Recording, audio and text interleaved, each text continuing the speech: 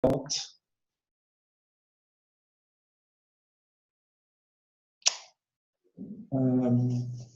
si c'est pas possible, voilà, merci beaucoup. Donc, la Fédération mondiale du cœur est une association qui fête ses 40 ans cette année, dont le but est de réunir l'ensemble des acteurs de la société civile qui ont un lien avec les maladies cardiovasculaires et qui luttent pour la prévention et le contrôle de ces pathologies. Nos membres sont donc des sociétés savantes, des sociétés scientifiques, des sociétés professionnelles, des fondations qui s'occupent plus de prévention et de lever des fonds pour la recherche, et également des associations de patients. Donc notre but, c'est vraiment de connecter tous ces acteurs et de travailler ensemble, d'échanger des informations, d'améliorer ensemble l'accès aux soins et la prévention des maladies cardiovasculaires. Nous avons un peu plus de 200 membres répartis dans une centaine de pays et notre vision, c'est vraiment la santé cardiovasculaire pour tous et c'est un droit fondamental humain et un élément crucial d'équité. Donc, nous ne focalisons pas sur une partie particulière de la planète ou un continent, mais nous essayons vraiment d'avoir une vision globale et de dire partout, quelle que soit la personne, quel que soit son sexe, l'endroit où elle vit, son âge, l'accès à la santé cardiaque est un droit fondamental. Et notre motto est en anglais « Because every heartbeat matters », en français qu'on traduirait parce que chaque battement de cœur compte. Ce qu'on veut dire là, c'est vraiment que où que l'on soit, qui que l'on soit, qu'on soit jeune ou vieux, chaque battement de cœur est important. Si on peut passer à la diapo suivante, quelques rappels sur les chiffres effrayants des décès et des maladies liées au tabagisme. Donc, comme vous le savez probablement, le tabagisme tue 7 millions de personnes par an. En ce qui concerne les maladies cardiovasculaires, c'est la deuxième cause de décès après l'hypertension, mais c'est le plus important facteur de risque qui est évitable pour les maladies cardiovasculaires. Et plus d'un décès sur 10 des maladies cardiovasculaires est directement lié à l'usage du tabagisme, soit un total de 1,7 million de décès par an. En ce qui concerne le tabagisme passif, 360 000 décès par an, et de nouveau un impact important sur les maladies cardiovasculaires. Une seule cigarette, ça vaut la peine de se rappeler, fumée par jour équivaut à 50% des risques des gros fumeurs. Donc il n'y a pas de seuil. Dès qu'on commence à fumer, on est exposé à ces risques. Peut-être un point qu'il faut la peine de se rappeler, en plus des décès, c'est toutes les souffrances. Parce que les maladies cardiovasculaires, c'est pas seulement un décès et on s'en va et il n'y a pas de souffrance, mais c'est des souffrances. C'est les AVC, c'est l'insuffisance cardiaque, c'est les suites de l'infarctus et les souffrances pour la famille, pour les proches, les coûts pour la société en voie d'implément. Donc, une charge de mortalité importante, mais également un impact sur la qualité de vie de nos citoyens. La bonne nouvelle, c'est qu'un an après avoir arrêté de fumer, le risque de maladie coronarienne diminue de moitié et après 15 ans, il disparaît complètement. Donc, on a quelque chose qui, dans le cas des maladies cardiovasculaires, est réversible. Diapo suivante. Si on regarde en termes de mortalité due au tabagisme, je vous ai traduit les légendes en français dessous. Donc, la première cause, c'est la maladie coronarienne, donc les artères qui sont directement liées au cœur. La deuxième cause, les AVC, donc des accidents cérébrovasculaires. Troisième cause, des maladies respiratoires, la bronchite chronique, les infections des voies respiratoires inférieures, cancer de la trachée des poumons, diabète, tuberculose. Vous voyez le total du tabac. Donc, les deux premières causes de décès liés au tabac sont des maladies cardiovasculaires. Diapo suivant. Alors, tout le monde comprend facilement pourquoi, lorsqu'on fume, on tousse et que ça puisse affecter les poumons et entraîner un cancer des poumons. C'est moins évident dans l'esprit du public, et Florence va revenir là-dessus, d'exprimer les liens qu'il y a entre le tabac et la maladie cardiovasculaire. Le lien est indirect. Donc, quels sont les mécanismes d'action? Vous avez sur la figure à droite 3 types d'interactions. Le premier, c'est tout ce qui est les goudrons et les produits chimiques qui vont directement endommager des vaisseaux sanguins, augmenter la rigidité de ces vaisseaux, épaissir la taille du vaisseau sanguin et en conséquence ralentir le flux sanguin. Vous avez un deuxième effet qui est l'effet de la nicotine qui a tendance, lorsqu'elle est inhalée de manière brutale dans une cigarette, à augmenter le rythme cardiaque et la pression cardiaque. C'est important de dire ici que les patchs de nicotine, on y reviendra, mais qui ont une diffusion beaucoup plus lente, n'ont pas cet effet, qui sont entièrement sûrs. Le dernier effet, c'est le monoxyde de carbone qui a tendance à remplacer l'oxygène sur les globules rouges, qui vont également contribuer à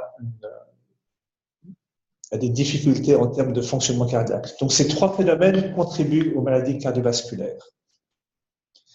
Voilà, diapo suivante. Vous avez encore quelques autres pathologies qui sont classiquement liées au tabac, tout ce qui est les péricardites, les maladies vasculaires périphériques, donc typiquement la circulation dans les jambes, dans les bras, qui peuvent conduire à des amputations, les dysfonctionnements érectiles, toutes les insuffisances rénales et les phénomènes de cécité comme les rhinopathies. Donc, en plus des maladies cardiovasculaires directement, vous avez un certain nombre de maladies de l'appareil circulatoire qui conduisent également à des pathologies. Ben, je vais arrêter là et je vais passer la parole à Florence Bertelletti.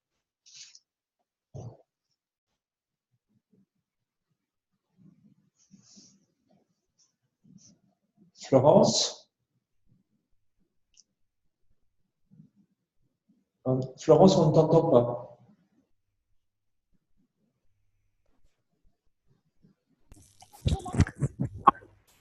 Est-ce que ça marche? Oui. Voilà. Bon. Alors, merci beaucoup Jean-Luc pour cette introduction très détaillée. Alors, je voudrais simplement rappeler qu'une des raisons pour lesquelles cette journée est organisée, c'est malgré le fait que les maladies cardiovasculaires, comme vient de l'expliquer Jean-Luc, tuent davantage de personnes que toute autre cause de décès dans le monde, eh bien, en fait, la plupart de la population n'est pas vraiment au courant. Donc, c'est la raison pour laquelle cette journée a été organisée. Et pourquoi est-ce que les gens ne le savent pas? C'est parce qu'il y a des mythes, il y a des idées fausses. Par exemple, le tabagisme est un facteur de risque du cancer du poumon. La plupart du public le sait, mais le public n'est pas forcément au courant qu'il y a des liens entre le tabac et les maladies cardiovasculaires. Le public ne sait pas, par exemple, que fumer seulement 1 ou 2 cigarettes par jour est un grand risque pour la santé. C'est ce que aussi a expliqué Jean-Luc. Ou que, par exemple, cesser de fumer va avoir un impact pratiquement immédiat sur les risques de maladies cardiaques. Voilà, donc sur cette slide, il y a tout un nombre d'idées fausses, de mythes qui sont encore vraiment très ancrés et le travail qui doit être fait, c'est bien évidemment un travail et j'espère que vous allez tous nous aider à le faire pour faire le lien entre les maladies cardiaques et bien évidemment le tabagisme. La prochaine slide. Alors ça, c'est une slide qui montre la sensibilisation au lien entre le tabac et les maladies cardiovasculaires chez les hommes dans plusieurs pays. Donc, ces données ont été faites par l'équipe de Jeff Fong, donc the ITC Survey.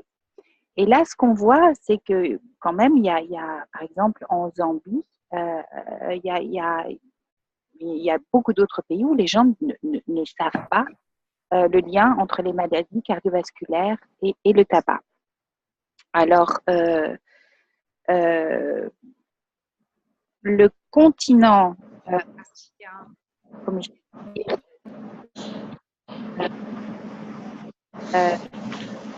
On voit que seulement 45% des fumeurs masculins savent que le tabagisme provoque un accident vasculaire cérébral en Zambie. Et j'ai regardé dans les détails, ça c'était en fait, ça dit 74% ou 74%, mais en Zambie, en ce qui concerne les maladies cardiovasculaires et le tabac, c'est pas 74, c'est 45%. La prochaine slide. En gros, là, ça résume bien ce que je viens de dire. En Zambie, les consommateurs de tabac ne sont que très peu informés des risques liés aux produits du tabac sans fumer. Alors, pourquoi on a regardé la Zambie et pas d'autres pays? C'est parce qu'il y a une étude très, très poussée qui fait 100 pages, qui a été conduite là. Mais on pourrait... je sais qu'il y a eu d'autres études qui ont été faites dans d'autres pays et on s'aperçoit que le lien entre le tabac et les maladies cardiovasculaires n'est pas connu. Et donc, qu'est-ce qu'on peut faire pour compenser ce manque de connaissances? Bien évidemment, c'est des campagnes de sensibilisation sur les risques du tabac sans fumer qui pourraient vraiment changer tout ça. La prochaine slide.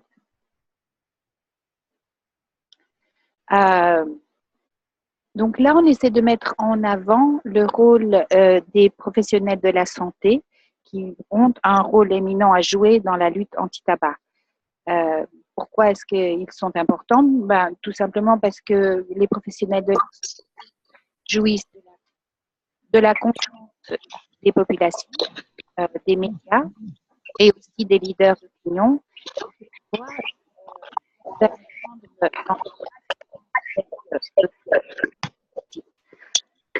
Bien évidemment, au niveau individuel, ils peuvent aider les patients et ils peuvent aussi édifier les populations quant aux dommages de la consommation de tabac et du tabagisme passif.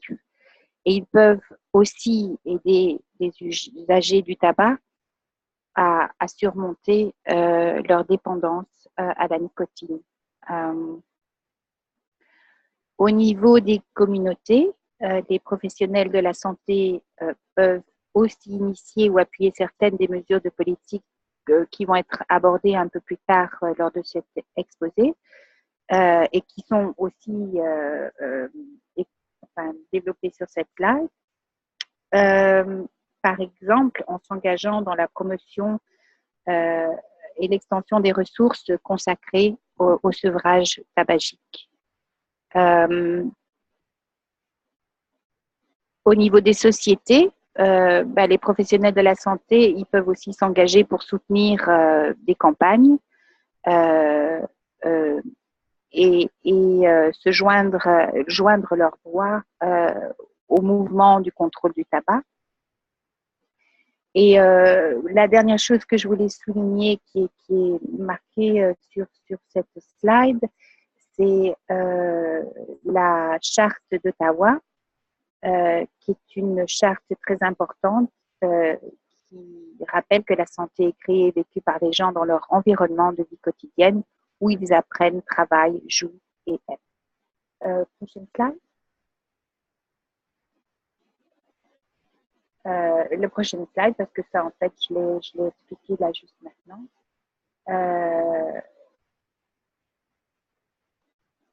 Les propositions de sevrage tabagique par des personnels de santé aux hommes fumeurs, on voit qu'il y a encore beaucoup de choses à faire à ce niveau-là et qu'il n'y a pas suffisamment de soutien. Donc ça, c'est un problème qui reste présent et il faut bien évidemment aider ceux qui sont déjà malades, en fait, qui sont déjà la prochaine slide. Mais il y a aussi d'autres solutions qui peuvent non seulement aider les fumeurs, mais surtout aider ceux qui n'ont pas encore commencé de fumer. Bon, bien évidemment, il y a la CLAT, la Convention cadre de l'OMS pour la lutte anti-tabac, et ça, je pense que Francis va en parler un peu plus tard. l'initiative de l'OMS Global Health, les 5 mesures de Empower, les meilleurs investissements pour la prévention et le contrôle des maladies non transmissibles. Et comme peut-être vous le savez, ou je suis sûre que vous le savez, il va y avoir une réunion et un rapport qui va être publié, je pense qu'il va être publié le 1er juin, sur les maladies non transmissibles, et le High Level Meeting qui va avoir lieu à New York en septembre, le 27 septembre. Il est très important de souligner que les avertissements sanitaires sur les paquets de tabac marche sont très importants, ont un rôle très important pour informer le public, et peut-être qu'un travail devrait être fait pour faire ce lien justement sur ces avertissements sanitaires entre d'une part le tabac et d'autre part les maladies cardiovasculaires. Législation sur interdiction du tabac dans les lieux publics. On a vu par pas mal d'études qu'il y a un impact immédiat sur la réduction des maladies cardiovasculaires, bien plus que toutes les autres après la première année. Accès bien évidemment à des conseils pour arrêter de fumer et à la pharmacothérapie, les campagnes médiatiques et l'interdiction de la publicité sur le tabac. Dernière slide pour moi. Ben voilà, nous pouvons tous contribuer à la lutte contre le tabac. Donc, d'un côté, faire des plaidoyers, faire les gouvernements et les décideurs politiques en faveur des politiques de lutte, de législation.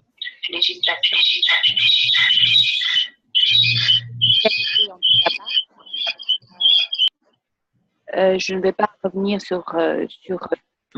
Enfin, en gros, c'est vraiment la classe. Et peut-être, c'est aussi important de souligner que les mesures la plus efficace, le rôle des professionnels de la santé, conseiller les patients, les aider, les soutenir. Et en ce qui concerne les commerces et les entreprises, se conformer à la législation anti-tabac et maintenir les établissements sans fumée et éviter la publicité ou la promotion des produits du tabac. Prochaine slide.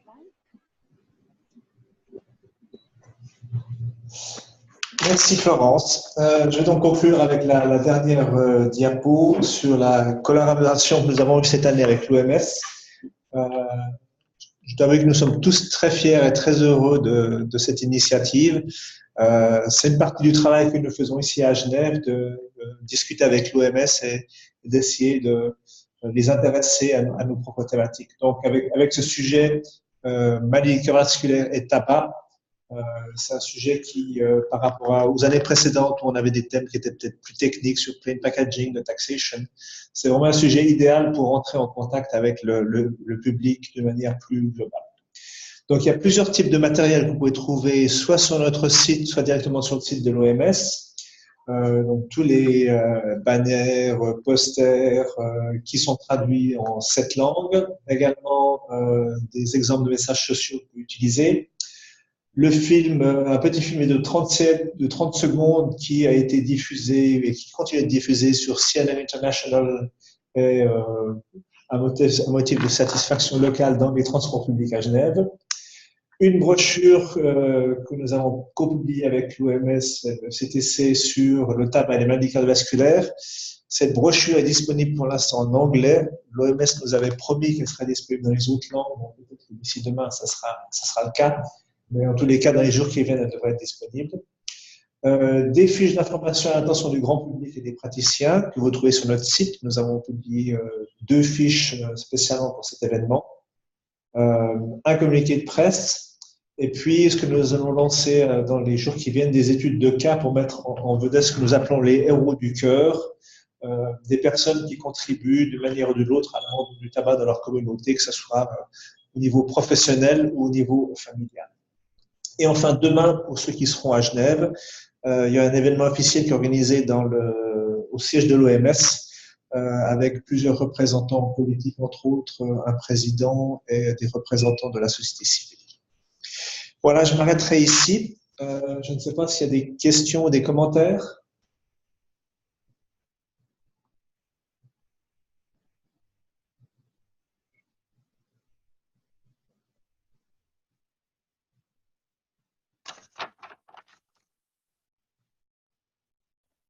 Il y a une question de Dr. Sidi. Ah, ok, merci beaucoup. Je voudrais que vous reveniez un peu sur la diapositive là, sur les autres conséquences sanitaires du tabac, notamment la diapositive où vous avez parlé des péricardites, des maladies cardiovasculaires périphériques, les dysfonctionnements érectiles. Je voudrais bien voir le reste parce qu'il y a 2 ou 3 éléments importants que j'ai certainement ratés. Voilà. Je pense que c'est la diapositive suivante. Voilà.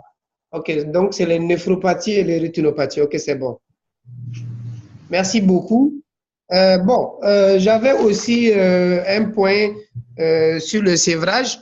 Je pense que l'étude que vous avez évoquée parle surtout de la Zambie et du Kenya, notamment c'est l'étude de Fong, mais il y a beaucoup de choses aussi qui sont faites dans beaucoup d'autres pays pour aider, notamment, par exemple, au Burkina Faso, on a mis en place un centre de sévrage. Le centre de sévrage travaille en proche collaboration avec les services de cardiologie. Le service de cardiologie a 1 semaine par mois pour passer au niveau du centre de sévrage et pour, j'allais dire, conseiller les fumeurs sur les liens des maladies cardiaques et le tabagisme. Mais aussi, on a un numéro vert au niveau du Burkina Faso où les gens peuvent appeler effectivement pour prendre des conseils sur le thème de la journée mondiale sans tabac et puis aussi sur le risque à la santé. Donc, permanemment, de façon permanente, bon, on a des actions au niveau du Burkina Faso. Et comme l'étude ne soulève seulement que le cas précis de la Zambie et puis du Kenya, il y a bien sûr d'autres pays qui font autant, beaucoup en Afrique de l'Ouest, que je connais très bien, notamment la Côte d'Ivoire, qui a aussi un centre de sévrage qui fait pareil. Et le Sénégal aussi est en train de faire la même chose et bien d'autres pays. Merci beaucoup.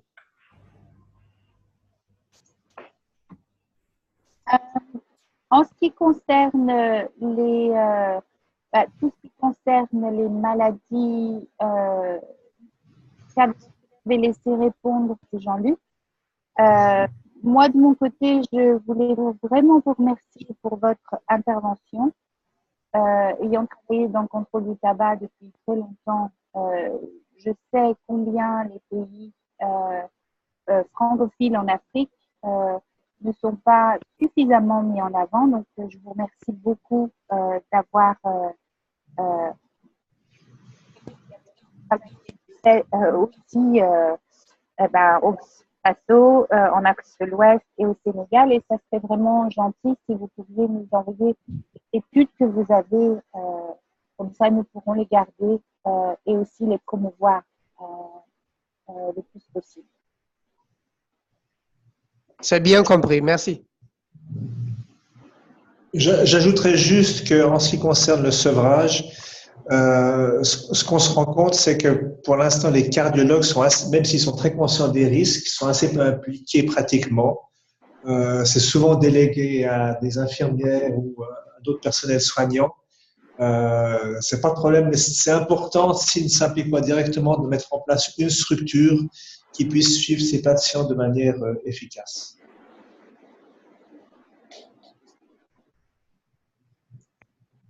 Merci. J'aurais une question moi aussi, Francis, si ça ne dérange pas. Pas du tout. Oui, parce qu'en fin de compte, vous avez souligné là, que du côté de la population, il y a beaucoup de gens qui pensent que fumer, c'est à cause de cancer, mais qui ne savent pas qu'il y a aussi un lien avec les maladies cardiovasculaires. Mais j'ai l'impression qu'il y a un autre problème qui est plus au niveau des médecins spécialisés. C'est-à-dire que on a l'impression que c'est plus compliqué de convaincre les cardiologues de s'impliquer au niveau politique que, en tout cas, dans certains cas, les oncologues. que même dans la tête des cardiologues, le tabac c'est plus associé au cancer qu'aux problèmes cardiovasculaires. Est-ce que ça, c'est juste une impression canadienne? Est-ce que c'est un problème universel? Et comment vous faites pour régler ça? Jean-Luc, je veux bien répondre à la question. Merci, Francis. Je pense que c'est une réalité. Pour avoir travaillé auparavant dans le domaine de la pneumologie, je sais que dans les congrès de pneumologie, on a beaucoup de sessions sur le tabac, sur les dangers du tabac, sur la BOPC, sur le sevrage. Alors que dans les congrès de cardiologie, on aura peut-être une session, elle sera très mal fréquentée, il y aura peu de gens. Donc, je pense qu'effectivement, il y a une culture chez les cardiologues qui est très orientée technologie, pharmacologie, il y a des traitements qui fonctionnent extrêmement bien, mais que la culture de prévention, en particulier pour le tabac, est très peu développée. Et je pense que, en tant que Fédération mondiale du cœur, on a certainement une mission de communication interne, d'information interne à faire pour développer cette sensibilité et que les cardiologues soient plus impliqués à la fois dans les soins des patients, puis aussi dans toutes les activités de plaidoyer. Merci. Et si je peux continuer ce que vient de dire Jean-Luc, bien évidemment, en partenariat avec tous mes collègues à la World Heart Federation, c'est une des choses que nous allons essayer de faire ensemble, de faire pas simplement un peu de plaidoyer au niveau des politiques, mais aussi au niveau des cardiologues. Ça va prendre un petit peu de temps, mais c'est très, très important. Parfait, merci. OK. S'il n'y a pas d'autres questions, il y a aussi une question. Il y a aussi une question de Suzy. Oui, allô? Allô? D'accord, j'ai une question. Est-ce qu'on peut revenir sur la diapositive sur les idées fausses? Je vais d'abord vérifier si ce que j'ai lu est...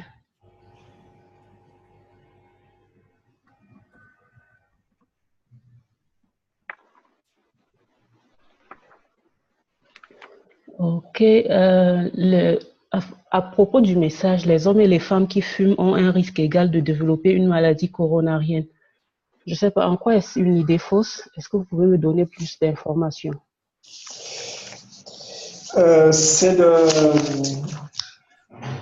ce sentiment, quand vous allez chez votre médecin et puis que vous avez le souffle court, disons une personne de 50 ans qui va chez son médecin et qui a le souffle court, le généraliste ou le médecin va, chez un homme, va immédiatement penser au risque cardiovasculaire.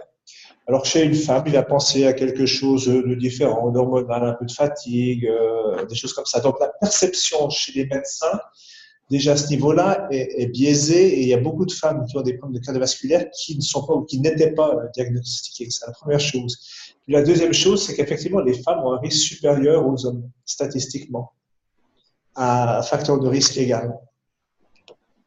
Donc c'est une injustice et une inégalité dont on doit témoigner, sur laquelle on doit travailler. D'accord. Ok, merci.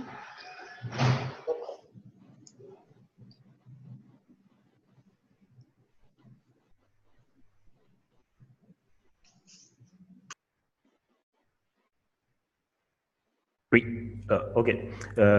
Merci Jean-Luc et Florence pour cette excellente présentation. Je dirais également merci à Suzy et à Sylvie pour les questions et contributions.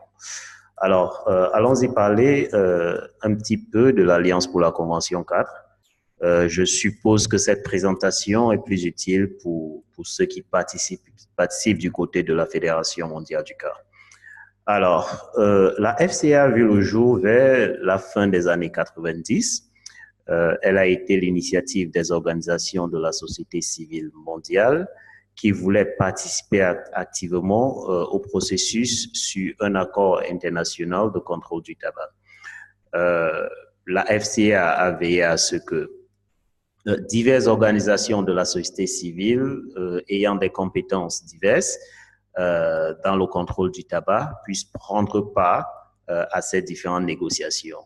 Et grâce à cette participation très active de la société civile mondiale, nous avons aujourd'hui la Convention 4 de l'OMS pour la lutte anti-tabac, que je dois dire est le premier traité international de santé publique dans le monde. Nous continuons, la FCA continue à s'assurer que la voix de la société civile se fasse entendre aux différentes réunions d'examen du traité et surtout lors des conférences des parties à ce traité. Cette conférence des parties qui a lieu tous les 2 ans. La prochaine aura lieu en octobre 2018 à Genève. Aujourd'hui, la FCA compte environ 500 membres repartis dans plus de 100 pays. Nous avons aussi un personnel dans toutes les régions de l'OMS ainsi qu'un secrétariat à Ottawa. Diapo, s'il vous plaît. Depuis quelques années, l'Alliance a une nouvelle orientation stratégique. Cette nouvelle orientation stratégique a été développée dans l'optique de combler le fossé entre ce que les parties à la Convention 4 sont légalement obligées de faire et la réalité sur le terrain. Durant ces années, nous avons constaté, premièrement, le manque de volonté politique et deuxièmement, nous pouvons également citer le manque d'investissement dans la lutte anti-tabac, plus particulièrement dans les pays à revenus faibles et intermédiaires. C'est pour ces raisons que, et entre autres, que nous avons décidé de réorienter notre travail afin de structurer et amener la conférence des parties à jouer un rôle plus ciblé vers la promotion systématique de la mise en œuvre de la Convention en mobilisant de nouvelles sources de financement et d'assistance technique. Cette nouvelle stratégie repose sur 4 piliers que je peux dire vraiment interdépendants, comme vous pouvez le voir sur la diapo présente. Donc, à travers le premier pilier, nous souhaitons inciter les dirigeants politiques à intensifier les efforts de leur gouvernement en matière de lutte anti-tabac et s'engager directement avec leurs pairs dans d'autres pays afin d'atteindre l'objectif mondial de réduire la prévalence du tabagisme de 30% d'ici 2025. Le deuxième pilier vise à augmenter considérablement la capacité de la conférence des parties à suivre et à piloter la mise en œuvre de la Convention en améliorant le mécanisme de conformité existant et en suivant le progrès vers ce même objectif mondial de réduire la prévalence du tabagisme de 30% d'ici 2025. Alors, cela demande bien sûr à la conférence des parties de mener une analyse approfondie de la capacité ou des capacités des différents pays à atteindre un tel objectif et de pouvoir procurer l'appui nécessaire pour l'atteindre. Quant au troisième pilier, nous ne souhaitons vraiment laisser aucun pays en arrière, vu que les gouvernements ont différents niveaux de connaissances, les gouvernements ont différents niveaux d'expertise et même de ressources qui les permettraient d'honorer ou pas, honorer ou ne pas honorer leur engagement. Alors, c'est pour cette raison que lors et avant la dernière conférence de parties en 2006, qui a eu lieu en Inde, nous avons travaillé pour la mise en place d'un mécanisme d'assistance pour analyser les obstacles à la mise en œuvre et proposer des stratégies potentielles pour les surmonter. bon, je pense, lors de la troisième partie de cette réunion en ligne, mon collègue Francis vous parlera de la stratégie globale de lutte anti-tabac qui découle de ce travail que nous avons mené avant et pendant la COP en 2016. À travers le quatrième pilier, nous espérons maintenir l'élan créé par l'inclusion de la Convention 4 dans les objectifs de développement durable, et plus particulièrement en s'assurant que cette inclusion est traduite en actions palpables, pas seulement au niveau mondial, mais également au niveau national. Diapo, s'il vous plaît. Alors, rapidement, la Convention 4 de l'OMS pour la lutte anti-tabac, à ce jour, a été ratifiée par 181 pays, ce qui représente environ 90% de la population mondiale.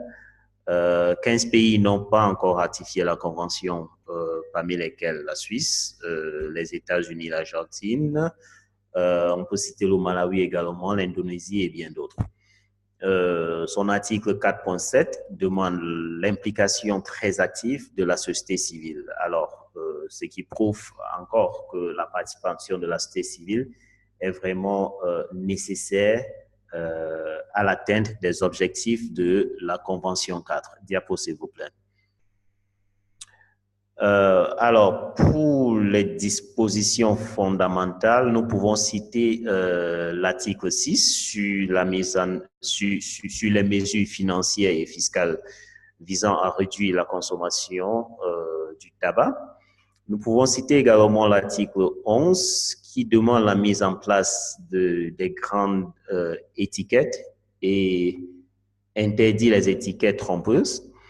Son article 8 sur la protection des non-fumeurs, son article 5.3 sur la mise en place des politiques fortes pour protéger les décisions prises par les gouvernements contre les intérêts de l'industrie du tabac. Et enfin, l'article 13 sur l'interdiction globale de la publicité en faveur du tabac, de la promotion et du parrainage. Diapo, s'il vous plaît.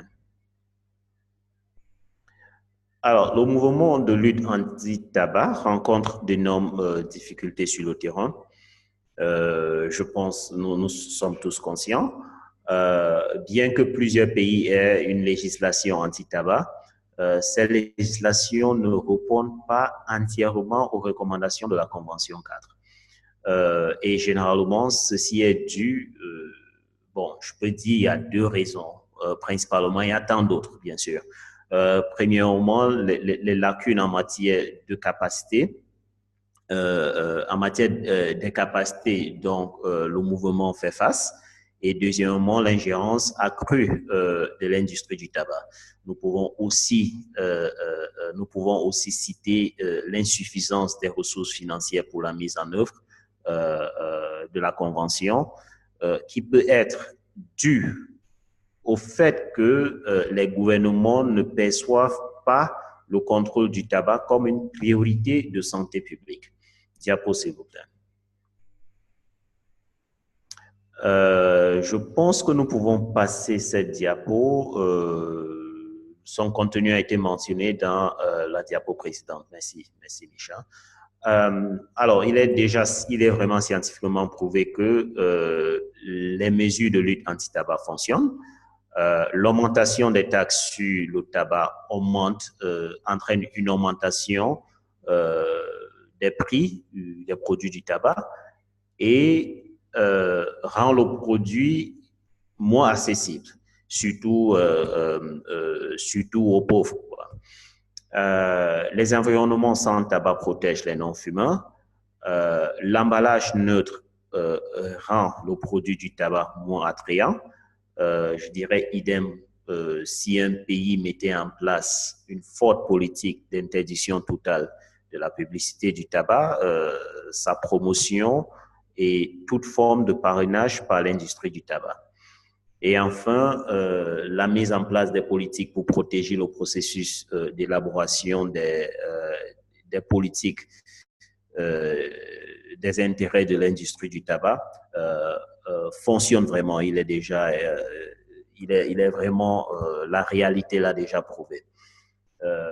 Alors, pour gagner en temps, je vais passer la parole à Francis pour la suite et après, on pourra prendre des questions. Francis, à toi.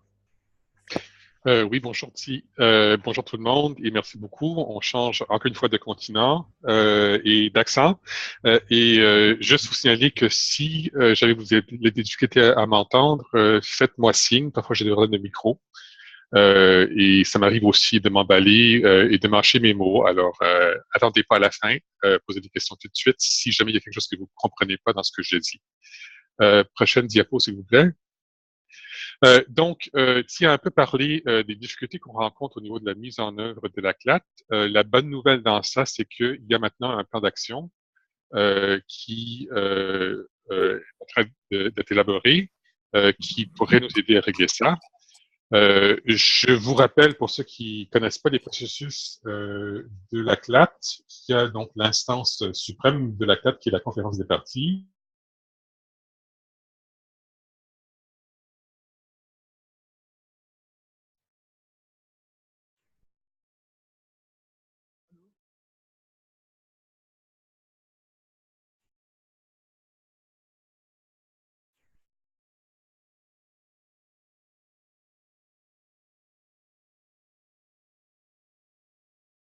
Est-ce que vous m'entendez?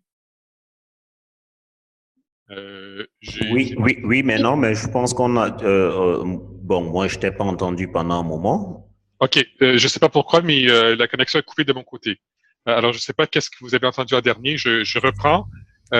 Concernant donc la conférence des parties, qui, comme je disais, est un peu l'instance suprême de la CLAT, qui s'est réunie tous les 2 ans pour voir un peu ce qu'il y en est des progrès accomplis, des obstacles dans la mise en œuvre de la CLAT et aussi élaborer parfois des décisions à propos des nouveaux défis.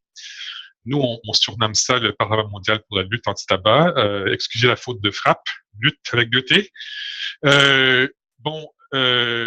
À la 7e session de la COP, donc en 2016 en Inde, on a discuté donc de la nécessité d'avoir un plan à moyen terme. En fait, on a appelé ça un cadre stratégique à moyen terme pour un peu s'assurer que la mise en œuvre de la CLAT se déroule plus rapidement. Hein? Tout ça dans la perspective d'atteindre 2 choses. On en a parlé dans le cadre de la stratégie 2020 de la FCA. Mais d'un côté, il y a les objectifs de développement durable. Et avant ça, pour 2025, donc, les objectifs qui ont été adoptés à la Santé mondiale de la santé concernant les maladies non transmissibles. Donc, de réduction de 30% de la prévalence du tabagisme. Il y a eu donc tout un processus que je vais décrire dans quelques secondes et on s'attend à ce que la COP 8 à Genève, donc en octobre, adopte ce plan-là. Prochaine diapo, s'il vous plaît. Donc, c'est quoi la stratégie mondiale? Premièrement, je souligne que pour le moment, ça n'existe pas en version française. Est-ce que ça va être stratégie mondiale ou stratégie globale? Ça reste à voir. Ça a été élaboré par un groupe de travail de la COP, donc composé surtout de partis, donc de représentants des gouvernements. On avait décidé que pour faciliter le dialogue, on allait faire un groupe plus restreint. Donc, on a choisi 2 partis par région OMS, ce qui est dans tout 12 partis. En plus de ça, quelques organisations intergouvernementales, notamment donc l'OMS et aussi le PNUD, le Programme des Nations Unies pour le développement, et aussi 3 observateurs du côté des organisations non gouvernementales qui sont la FCA, la Société américaine du cancer et aussi CATCA, donc l'Alliance de l'Asie du Sud-Est. Et donc, le groupe a choisi d'identifier un certain nombre d'actions prioritaires. Hein. Et les critères, c'est les 3 ici. Donc, les actions qui auront le plus grand impact sur la réduction du tabagisme directement. On a aussi regardé ce qui peut faciliter l'action intersectorielle. ce qui est une façon compliquée de dire, en fin de compte, que la CLAT, c'est pas simplement une affaire du point focal au ministère de la Santé, mais bien une affaire de tous les ministères, de toutes les agences de l'État, et notamment du ministère des Finances, donc il faut avoir des structures en place pour avoir une bonne coordination. Et finalement, évidemment, tout ça dans la perspective, comme je disais, des objectifs de développement durable et aussi des maladies non transmissibles. Et dans la stratégie mondiale, on parle aussi de la coopération avec l'OMS, avec les autres organisations intergouvernementales et les autres parties prenantes. Prochaine diapo, s'il vous plaît. Alors, à quoi ça sert une stratégie comme ça? Évidemment, c'est dur de parler de ça en détail sans que vous ayez vu le texte. Mais la fonction de ça, il y a plusieurs fonctions. Alors, première fonction, c'est d'être un outil de plaidoyer, y compris au niveau national. C'est-à-dire que c'est censé aussi informer et guider l'élaboration des plans nationaux. Et d'ailleurs, dans le texte tel qu'il est proposé, on dit que non seulement il faut avoir un plan national de mise en œuvre de la CLAT, ce qui est déjà en principe dans la Convention elle-même, mais qu'il faut aussi évaluer les coûts de ce plan-là. Hein? Donc, avoir un budget pour aller avec. Ça ne veut pas dire que les ressources financières y sont déjà, mais il faut au moins savoir combien d'argent ça prendrait pour atteindre les objectifs. Hein? Ce qui, dans bien des cas, serait une avancée importante. Et c'est aussi un outil de plaidoyer pour aller voir les autres ministères. Donc, j'ai déjà mentionné le ministère des Finances, mais il y en a d'autres. Donc, ça, c'est la première fonction. La deuxième fonction, c'est évidemment pour aller chercher des fonds.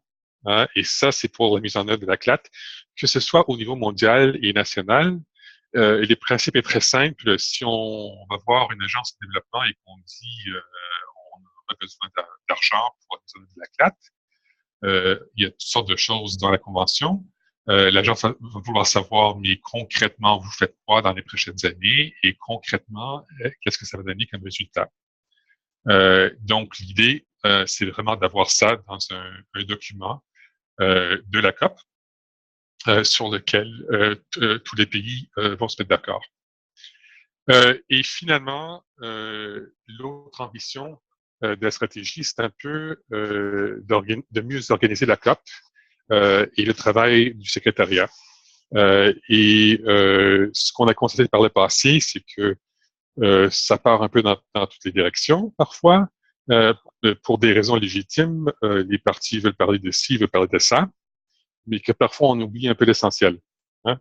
Donc l'idée d'avoir une stratégie accordée, c'est que on organisera l'ordre du jour de la COP en conséquence, et on commencera par des choses les plus urgentes, les plus importantes pour réduire le tabagisme. On continue. Donc, à cause du fait que cette stratégie mondiale-là s'en vient, si la COP 8, la prochaine session de la COP, constitue vraiment une opportunité rêvée là, pour réaliser des progrès concrets. Donc, ça a lieu à Genève en octobre, comme je disais. Et cette stratégie-là sera présentée pour adoption.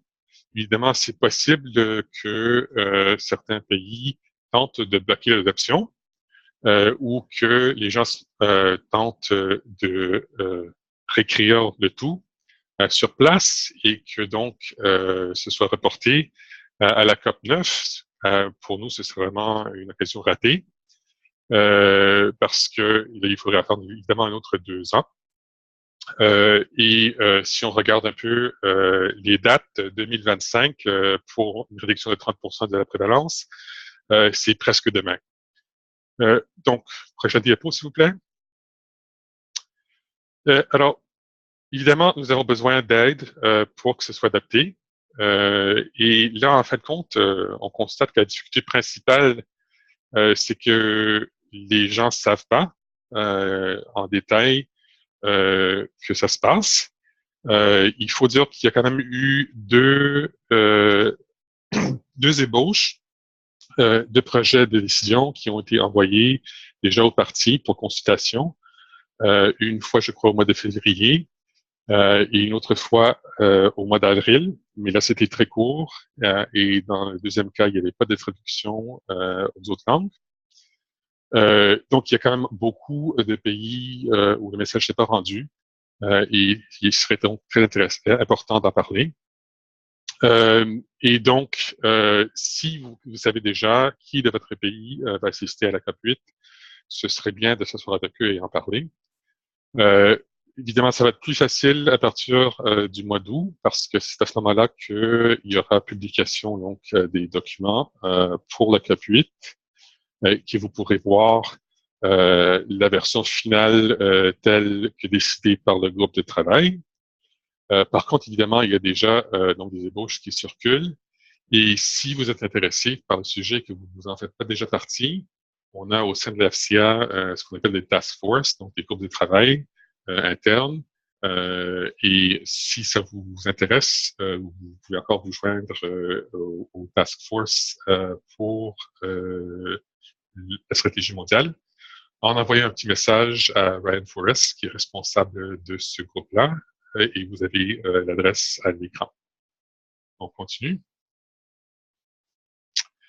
Et finalement, plus généralement, évidemment, si vous voulez aider la CA, vous avez ici nos coordonnées. Ça, c'est notre adresse de facto à Ottawa. Et l'adresse courriel, je pense que la plupart des gens ici sur l'appel sont déjà membres, mais juste au cas où. Et on espère vous voir aussi en grand nombre donc à Genève. Et je pense qu'avec ça, là, c'est de retour à toi, Ti. Ouais. Merci Francis. Alors nous allons passer aux questions. Déjà il y a déjà une question une préoccupation de Chen de la RDC. Je vais tenter rapidement d'adresser sa préoccupation et puis quelqu'un d'autre pourrait ajouter.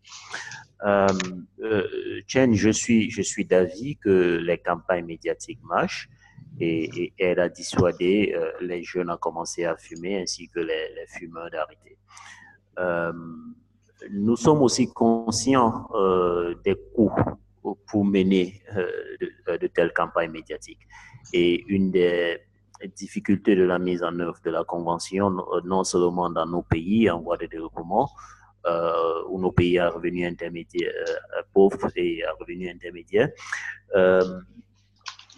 c'est aussi le cas vraiment au niveau global. Le manque de financement pose un véritable problème et le coût des campagnes médiatiques sont vraiment énormes. Généralement, si nos pays, s'il y a une volonté politique de mise en œuvre de la Convention, ces coûts pourraient vraiment baisser. Donc, quelquefois, nos actions, ce que nous essayons un peu d'encourager aux différents pays, c'est de voir comment générer une volonté politique, bien que difficile, quitte à ce que le gouvernement puisse également contribuer à la mise en œuvre de la Convention. Parce que c'est à travers, par exemple, une signature d'un accord entre le ministère avec le ministère de la Communication, ces coûts de campagne médiatique peuvent vraiment être vus à la baisse. C'est un problème non seulement en RDC, c'est un problème vraiment, c'est un problème global, c'est un problème africain. Les rares pays qui ont déjà eu l'opportunité de mener de telles campagnes ont eu des résultats très positifs. Alors, moi, je dirais, mobilisons-nous pour essayer de générer une volonté politique de mise en œuvre de la Convention 4. Je ne sais pas si quelqu'un d'autre a quelque chose à ajouter par rapport à cette préoccupation.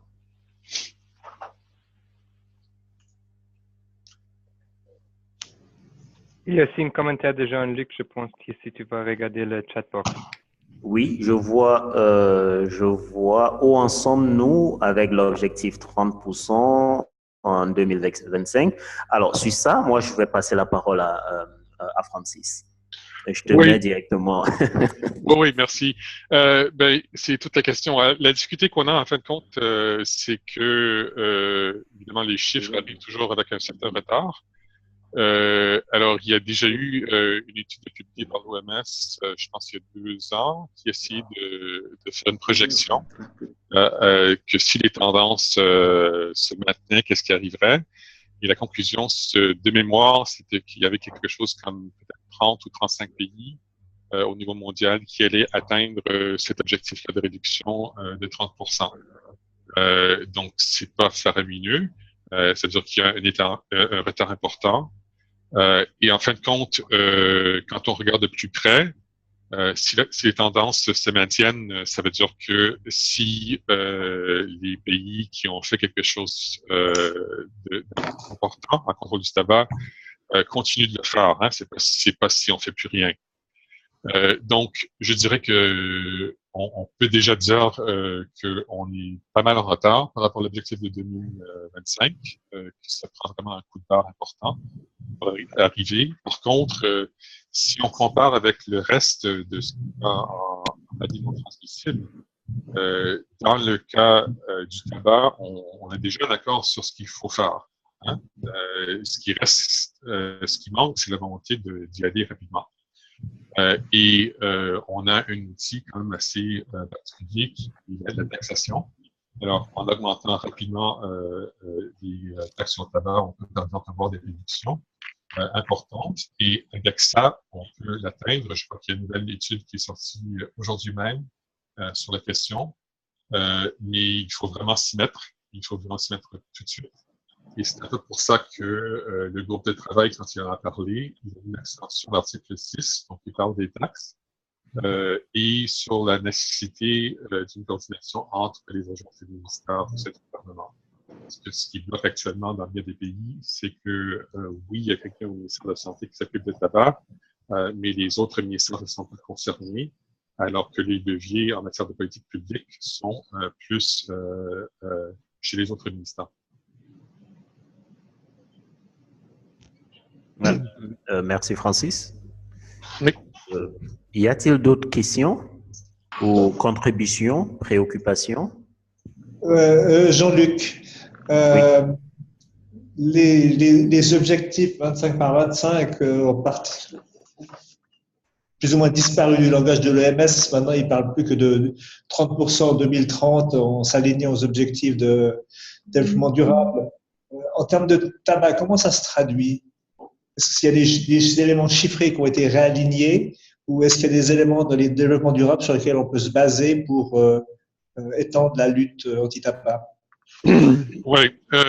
Bon, alors ça, c'est une question un peu compliquée dans le cas de la CLAT parce que, donc, même si j'ai parlé juste des objectifs de développement durable et des objectifs des maladies non transmissibles, en fait, il y a un troisième objectif qui est l'objectif que la COP s'est donné. Mais ce que la COP a fait, en fin de compte, c'était s'aligner sur l'objectif 2025 des maladies non transmissibles. Alors ça, c'est encore une décision de la COP qui est encore en vigueur. Donc, dans la stratégie mondiale, en tout cas la dernière version que j'ai vue, ça parle encore de ça, puisque c'est un objectif accordé par la conférence des parties. Alors, ça se peut que, oui, l'objectif côté maladies non transmissibles semble un peu disparaître du paysage au niveau de l'OMS. Au niveau de la COP, pour le tabagisme, ça semble rester, à moins qu'il y ait un changement. Mais bon, par rapport à ce que ça veut dire pour le tabagisme, je pense pas qu'on ait un calcul tout à fait clair là-dessus. Sauf que il semble y avoir, puisque les objectifs de développement durable, ça parle de réduction de la mortalité prématurée. Hein? Et donc, il y a plusieurs experts qui ont dit que, en fait, il faudrait faire beaucoup plus sur le tabac pour avoir des moindres chances d'arriver à atteindre cet objectif-là pour les maladies non transmissibles pour 2030. Mais tant qu'il n'y a pas un chiffre en matière de prévalence, je pense que ça va être un peu difficile de dire plus là-dessus. Je signalerais juste que l'autre chose dont nous, on parle depuis un certain moment, c'est que la prévalence en tant que telle, c'est bien beau pour mesurer ce qu'on a fait par le passé. Mais la prévalence qu'on publie aujourd'hui, les chiffres qu'on publie aujourd'hui sur la prévalence, reflètent la prévalence d'il y a 1 an, 2 ans, 3 ans, selon des enquêtes. Et ça reflète plus les actions gouvernementales d'il y a 5 ans ou 10 ans ou peut-être même 15 ans. Donc, en termes d'imputabilité, de responsabilité politique, ce serait peut-être plus intéressant d'avoir aussi une façon de mesurer ce que le gouvernement actuel fait. Okay? Et donc, une des possibilités dont il a été question à un certain moment donné, c'est de publier des chiffres sur les prix, puisque c'est quand même le plus important. Donc, non pas juste le prix, mais l'affordability en anglais, là, donc voir en fin de compte si le prix a augmenté aussi rapidement que les revenus. Et ça, je pense que c'est encore quelque chose dont on va débattre à la COP, parce que c'est un peu ce qui nous manque actuellement, c'est de pouvoir dire rapidement qui fait bien dans le domaine du contrôle du tabac, dans la mise en œuvre de la CLAT.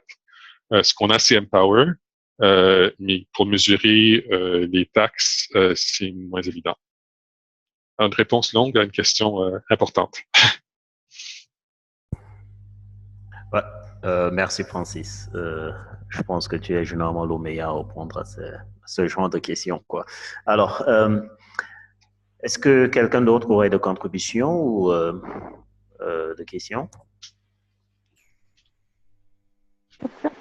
Si, juste une toute petite contribution en annexe de celle de Francis pour dire que dans la région de l'OMS Europe large, il y a eu un certain nombre de projections qui ont été faites pays par pays pour voir si les pays allaient atteindre cet objectif de moins 30%, et qu'il est clair que les pays qui pourraient y arriver, c'est les pays qui ont une politique fiscale élevée, et que les autres sont loin derrière. Voilà.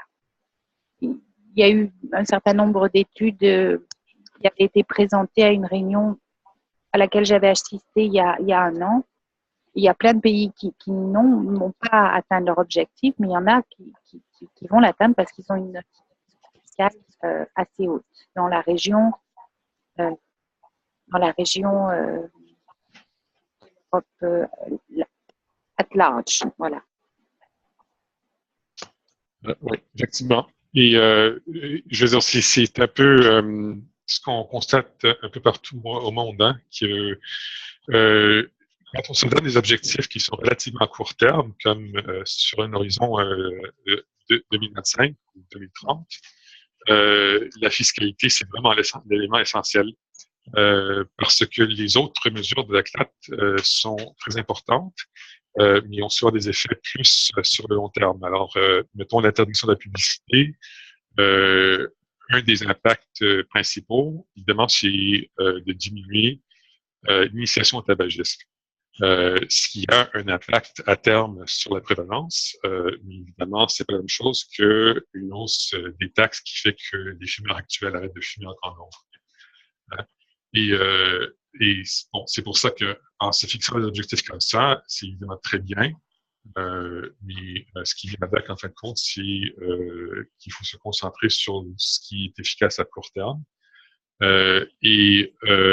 Ce qui est un peu malheureux dans tout le processus, c'est pas juste pour le tabac, c'est pour, je dirais, en général, pour les maladies non transmissibles, c'est que on se fixe des objectifs, mais on parle pas en détail de ce que ça prendrait pour atteindre ces objectifs-là.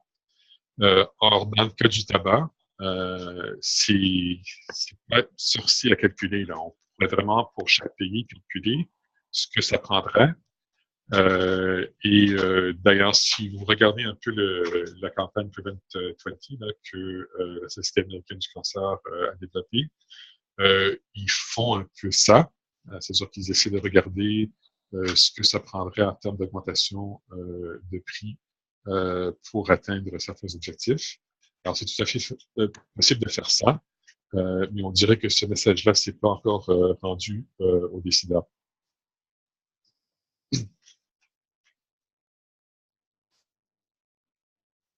Ouais, merci Francis et Florence. Une autre question de Dr. Sidi? Oui, Sidi. Ah, très bien, merci. Je suis allé sur le site de la Fédération mondiale du cœur là. Je ne retrouve pas les différents documents là dont ils ont parlé dans les différentes langues. Est-ce qu'on peut m'indiquer à quel niveau on peut trouver les différents trucs là, les différents documents sur la journée mondiale sans tabac? Sur le site de la Fédération. Je suis en train de rechercher. Je vous enverrai le lien dans Messenger. Comme ça, vous trouvez directement. Mais c'est juste un instant, il faut que je le retrouve.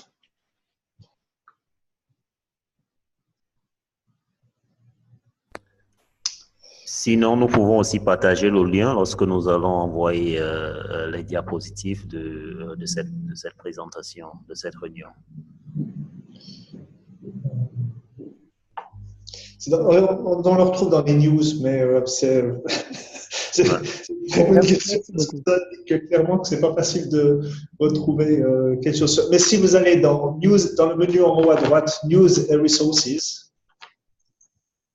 Oui. La première news qui apparaît, c'est celle sur le Million of Tobacco. Et là, vous retrouvez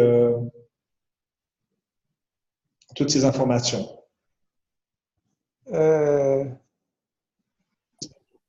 Donc, c'est quoi exactement votre adresse là? Parce que c'est genève-ch, c'est ça? Non. Je crois qu'il y avait pas notre adresse web sur une des diapos. Je vais la taper dans le chat et puis comme ça vous l'aurez. Ok, merci bien. Okay.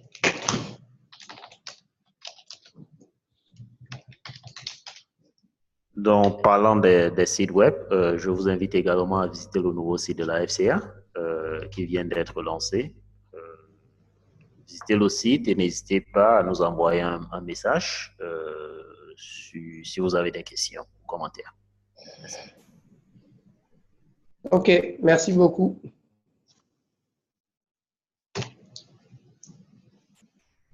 Alors, je suppose qu'il n'y a plus de questions ni de commentaires. Si c'est le cas, il ne me reste qu'à vous dire merci et bonne célébration de la Journée mondiale sans tabac 2018. Merci bien. Merci. Au revoir tout le monde. Au revoir, merci. Au revoir, merci.